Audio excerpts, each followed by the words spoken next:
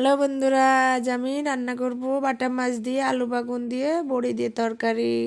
আমি কড়াইতে প্রথমে বড়ি কড়া সুন্দর করে লাল লাল করে ভেজে নিচ্ছি।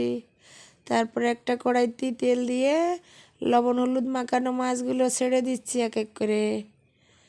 দেখুন বন্ধুরা, কিভাবে একটা একটা করে মাছ আমি সবগুলো মাছ কড়াইতে সমান করে পাতিয়ে দিচ্ছি। একটা একটা করে সব মাছ দিয়ে দিলাম কড়াইতে। মাছগুলো একটু উল্টে পাল্টে ভেজে নিলাম বা তুলে নিচ্ছি। কড়াইতে কাঁচা ঝাল চেরা দিয়ে দিলাম। কাঁচা ঝাল চেরাগুলো দিয়ে খুন্তি দিয়ে একটু নেড়ে চেড়ে নিচ্ছি। দেখুন বন্ধুরা, এভাবে খুন্তি দিয়ে ভালো করে নেড়ে চেড়ে আপনারা নেবেন।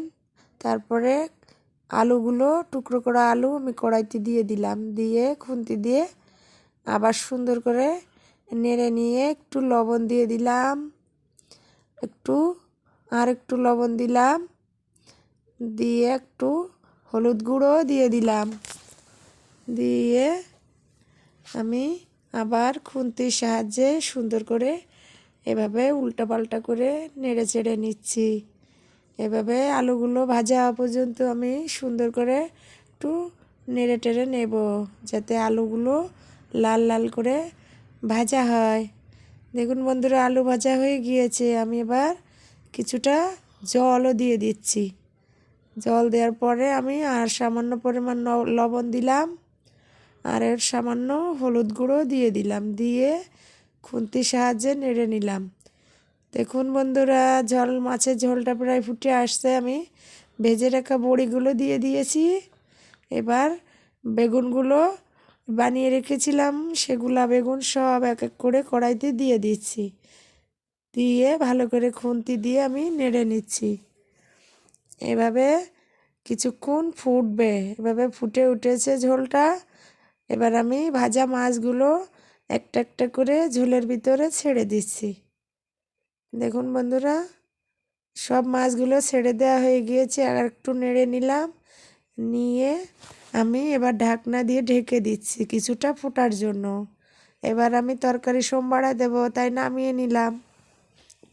নিয়ে কড়াইতে একটু সয়াবিন তেল দিয়ে দিলাম, কয়টা গোটা জিরেও দিয়ে দিলাম ফোড়নের জন্য।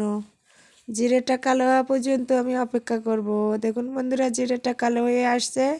আমি হাতারা দিয়ে একটু ভালো করে কড়াইতে ঘষে ঘষে নিলাম, যাতে জিরের স্মেলটা ভালো করে বেরোয়। দেখুন জিরেটা পুড়ে গিয়েছে। আমি তরকারিতে কিছু জিরে নিয়ে মিশিয়ে দিলাম, আর বাকি তরকারিটা কড়াইতে ঢেলে দিলাম। আর এভাবে সুন্দর করে সোমবারা দিয়ে আমি কিছু ধনিয়া পাতা কুচিও দিয়ে দিলাম, যাতে তরকারিতে ভালো একটা সুগন্ধ বেরোয়। আপনারা কে কে ধনিয়া পাতা খেতে পছন্দ করেন আমাকে কমেন্টে জানাবেন। দেখুন বন্ধুরা, এভাবে ধনিয়া পাতাটা দিয়ে কিছুক্ষণ নেড়ে নিয়েছি। আমার তরকারি রেডি হয়ে গিয়েছে। আজকের রেসিপি বাটা মাছ দিয়ে, বেগুন দিয়ে, বড়ি দিয়ে, আলু দিয়ে তরকারি। আমার তরকারিটা কেমন হয়েছে আপনারা সবাই কমেন্টে জানাবেন।